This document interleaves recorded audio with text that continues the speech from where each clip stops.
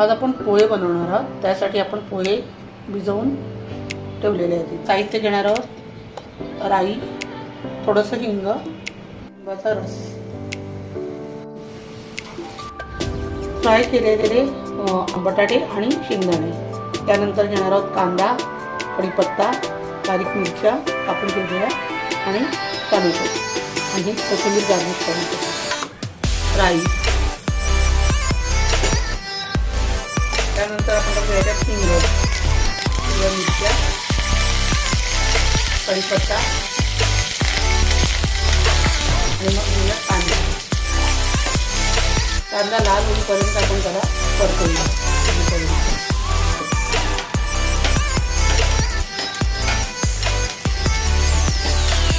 नंतर आपण मीठ आणि हळद टाकून घेऊया.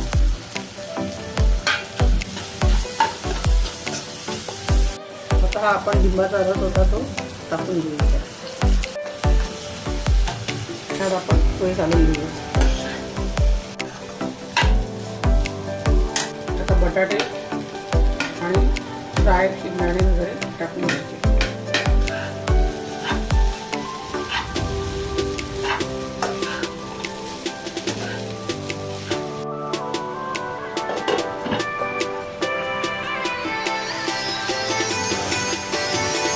त्याच्यावर कोथिंबीर टाकून आपण गार्निश करूया. ते पोहे खायला रेडी.